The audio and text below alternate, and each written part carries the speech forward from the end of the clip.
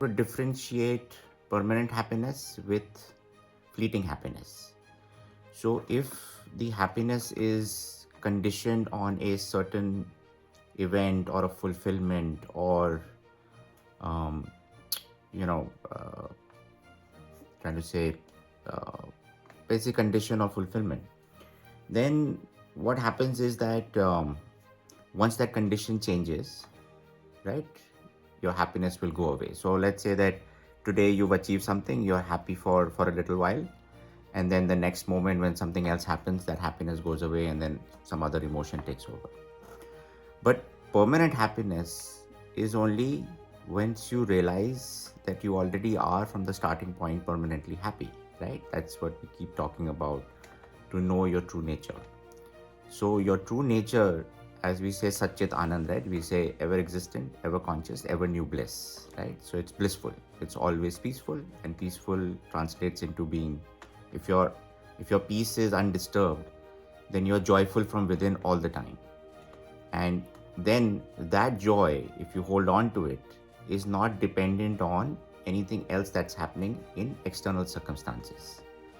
So this is a very big difference that people usually don't identify with, right? So they identify with happiness in that moment. They don't identify with, what the permanent joy should be. And so, like anything in duality, if there is happiness, change will come. So happiness will move into sadness, then again sadness into happiness. So that's another thing that people should realize also, is that nothing in life remains permanent. What remains permanent is your original state of being. Everything else will change. Whether it'll change today, tomorrow, in a month, 2 months, 3 months. So a lot of times I tell people that even if you're going through a low period in your life, don't be dejected, because it will go up again. The trick here is to remain in the middle path, to remain balanced. Whether you are in low or in high, you remain in the middle. So this is the difference between happiness, which is conditioned or conditional upon some event or activity or some fulfillment, against the permanent happiness that you already are. You just have to remember, abide, stabilize in that, realize it, and then eventually even that will be transcended.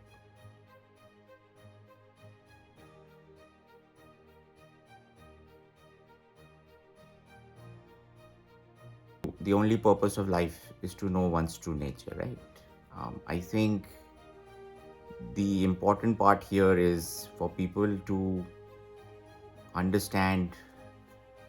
We'll keep coming back to the same answers, right? Because all the rivers lead to the ocean. They lead to one place only. So any way you cut it, any way you look at it, any way you see it, it all ends up being the same answer. So, but I recently read one of Ramanna's quote, which I think is I think will be very useful in not only in the happiness aspect of life, but in all aspects of life.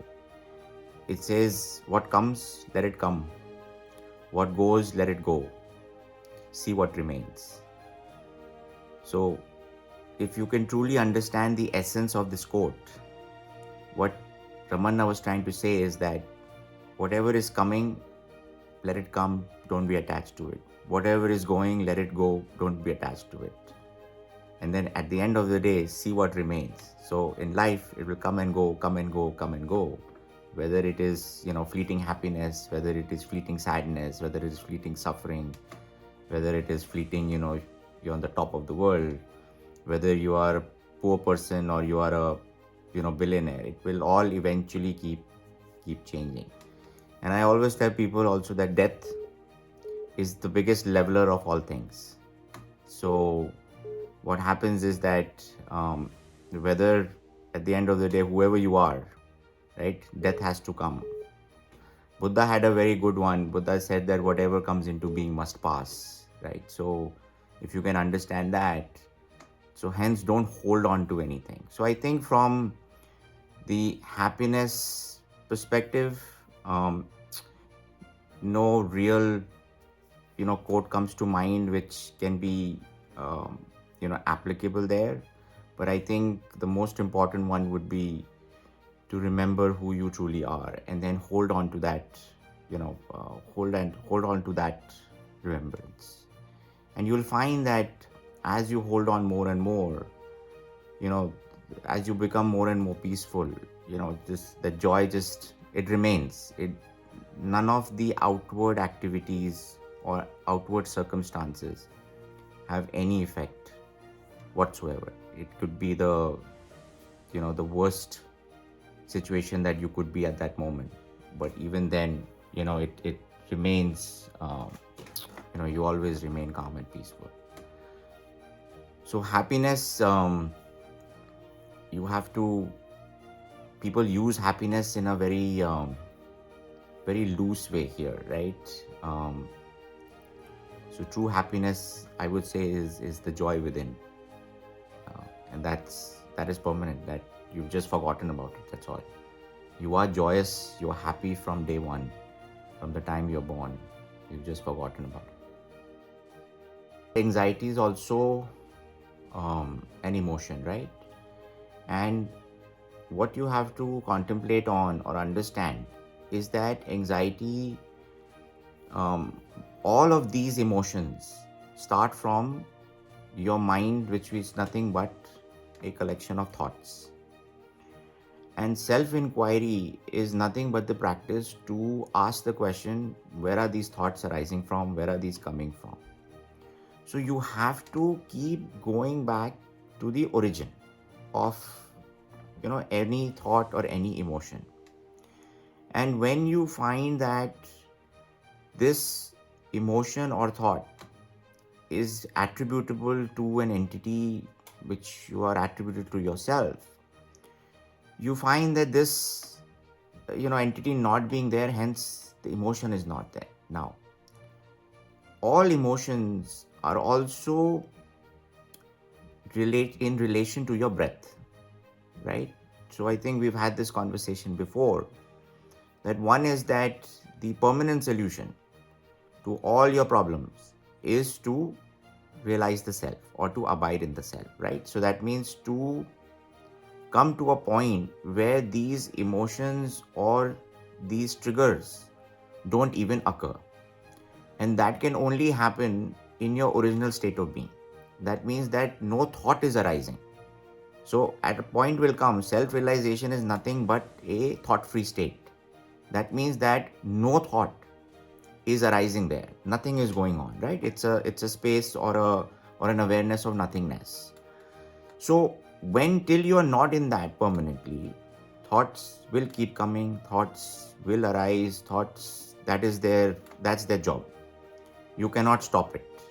Means this is the only way to stop it, is to realize the self. There is no other two ways around it. So at that point, till you are doing this practice, as you start understanding what this is all about, you start to not attach yourself to that emotion. It's coming, it will go away. If you get yourself attached and entangled into that emotion, now it has caught hold of you.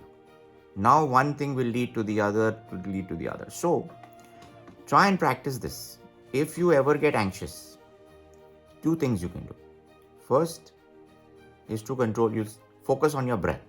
You will find that as anxiety comes, for whatever reason, people, as you correctly said, today people get triggered, with anxiety for very small things, right? Something pops up on social media and boom, right? You get an email which may not be in your favor, boom, right? It's so these small triggers happen, but they're not large ones, right? Now people get anxious maybe even in a let's say somebody gets into an accident, right? So that's a normal trigger because that's a physiological thing. But even at that point, what you will see is that your emotion is related to your breath. So first thing, once you take your focus off the emotion and onto your breath, you will see that anyways your anxiety or stress levels have started to come down. So if you bring your breath back to its normal range, you will see that stress and anxiety it still may be there at the back of your mind, but it's that the level has come down. And the second is then the moment you start asking the question that where is this anxiety come from and to whom this has come from, you will find that the mind will say, wait a minute, I'm getting caught here. They're questioning, my existence. Let me move your focus from the anxiety to something else. And then you'll find that that part is gone and you've now, some other thought has popped in and you have now got involved with something else, right? So this is where it says that, look, non-attachment is where this all comes under, right? So when I teach non-attachment, that's what it means. It means that don't be attached to either the action, to the event. Be in the moment. Once it goes away, move on. It's just an event. An event is an event. An emotion is an emotion is an emotion. Don't try to analyze it. Don't try to figure it out. Don't try to worry about it. Just keep moving from moment to moment. So there should be neither suppression nor indulgence, right? These are two extreme areas still within the concept or the conceptualization of the mind, right? So what you have to do is, which is where the practice of just being comes. You're neither suppressing nor analyzing. So neither suppression nor indulgence. You have to remain in the middle. And acceptance should be of who you are. You have to start believing and accepting of your true nature. Then only will you stop believing and accepting everything else. So the acceptance that you're saying should be of, this has got nothing to do with me. Who am I? Am I an individual called Palak? Or am I the ultimate witness and only the witness called Parabrahman or the Absolute? That's it.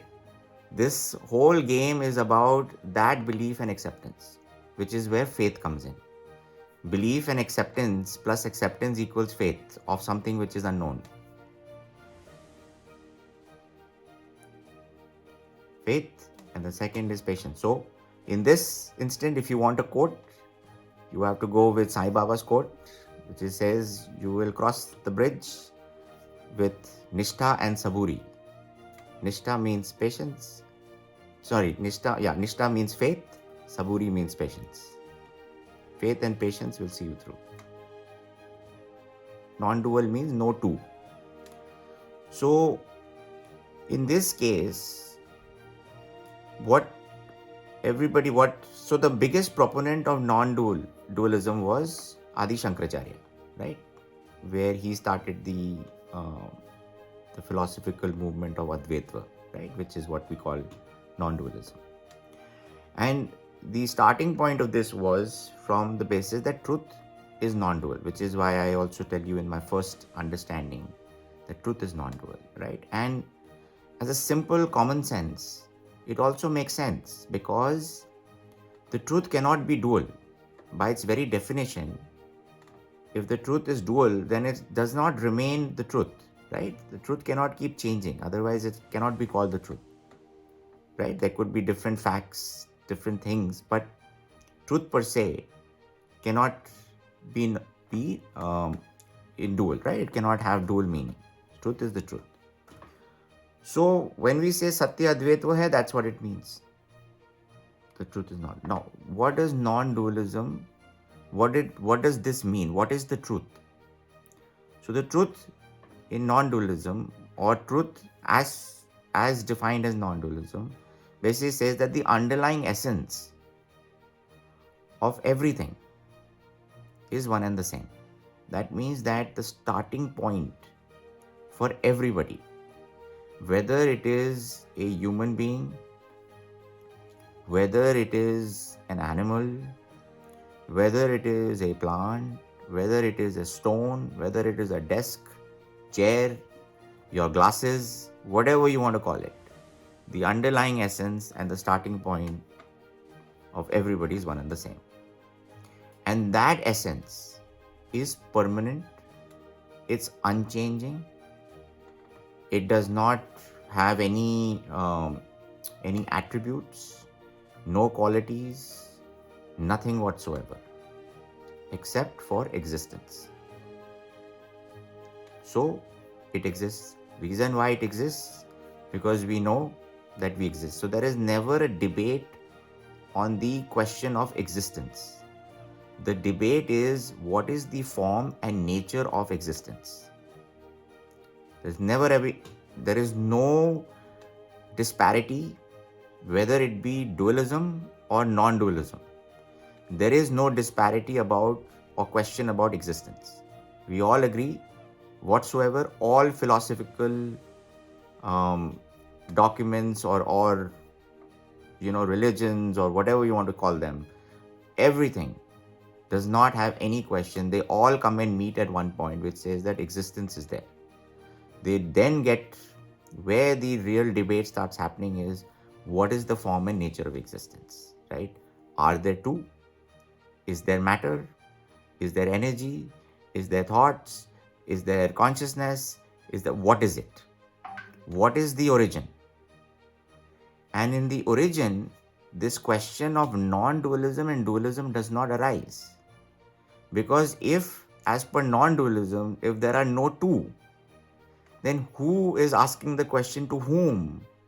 Whether I exist or I do not exist? No question. So, non-dualism basically means that the underlying essence of everybody is one and the same. No change. If you peel everybody, if you cut everybody into its smallest thing, in the end, what will remain is the same and identical for all.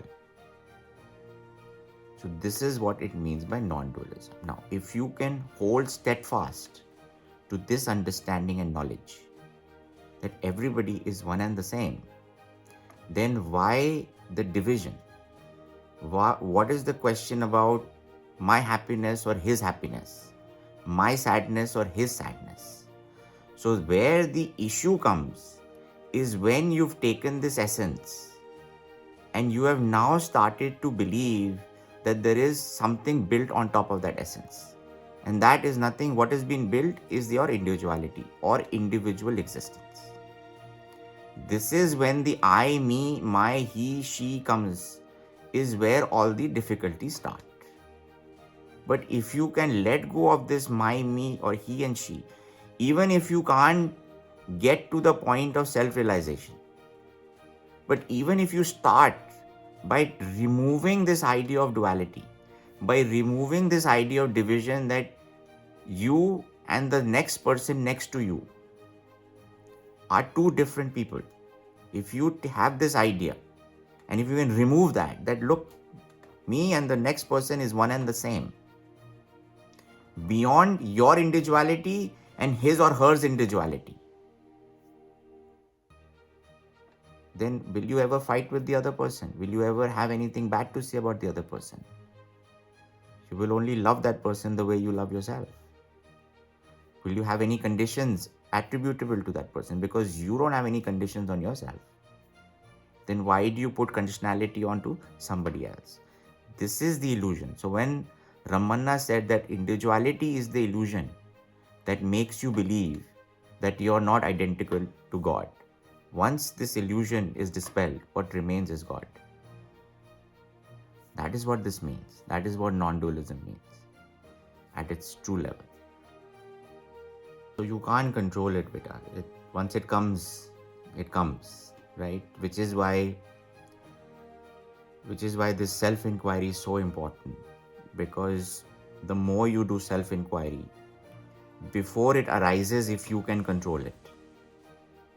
So who am I? Self-inquiry basically kills every thought at its origin, at the time it's arising, which is why it is a tough practice, because you have to constantly remember to do it, right? You have to constantly remember that, look, as soon as a thought arises, let me ask the question, who is this thought arising to?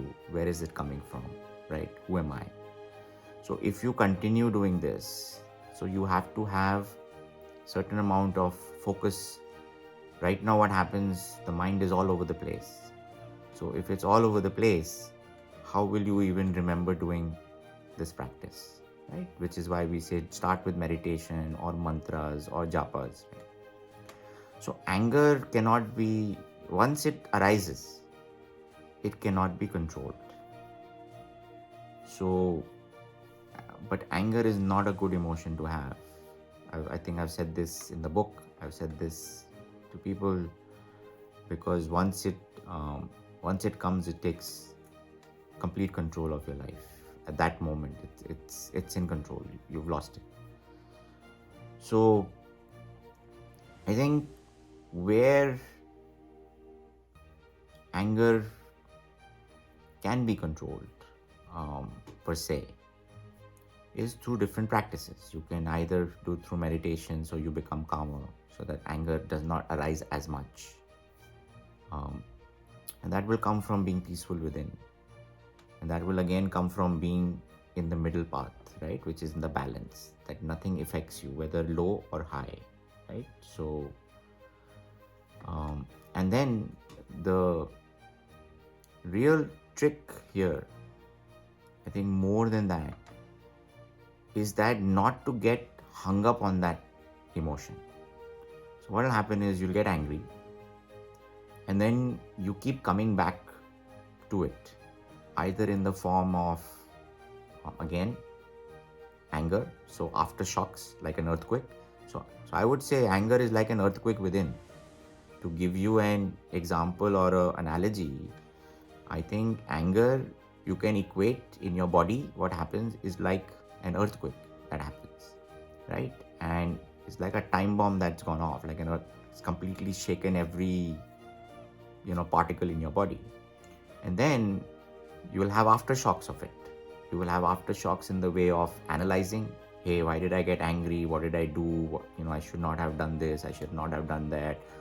I don't know, how the other person will feel that I got angry towards, right? And the second is that you don't let it go. You keep coming back to it, right? And this has happened to me as well. As in my early years, I was an angry young man. And I would not let go. Means if I was angry and once it had taken control of me, I was probably angry for like 3-4 hours. And it would manifest in different ways. Like I would walk away from it, and then I would brood over it, and then I would come back to it again, and then I would shout a little bit more. Then I would go into the room and then again brood over it, right? So it had like literally taken control of my life for that, right? And in that process, I don't know how many people I hurt, right? I don't know what happened there, but that constantly remained, right? And then that remained, that whole physiological, mental, earthquake within me remained with me for weeks after that, right? So anger, beta, is not a good one. Actually, it's one of the worst emotions that crops up. The way to control it is to be peaceful within, and that only comes through practice, understanding, realization, and remembering my quote. Here I can give you a quote: don't take life too seriously, and don't take anything personally. I think today I think love is taken very fickly, right? Because it's taken from a mental perspective, right? And or from, people have started to look at love more from either it's physical, it's mental, or spiritual. And most of this mental, when I say, it could be from the mind or from the heart, but these two are very fickle. They constantly change, because mind's nature is nothing but thoughts, and thoughts appear and disappear. So as these thoughts appearing and disappearing, today you love somebody and tomorrow you don't, right? So I think unconditional love has to happen at the divine level, or at the spiritual level, which is why then it can only sustain the test of time. But unconditionality is critical here to understand what unconditional love means. And unconditional love is divine love. So in this case, I think last time I told you is, instead of trying to figure out love and conditional, unconditional, be loving, right? Become loving, right? If you become loving, then you don't care about conditions or unconditional, right? You are just loving. So be compassionate, right? Just if you are just compassionate, then it's irrelevant whether it's conditional or not, right? You are just compassionate as your nature.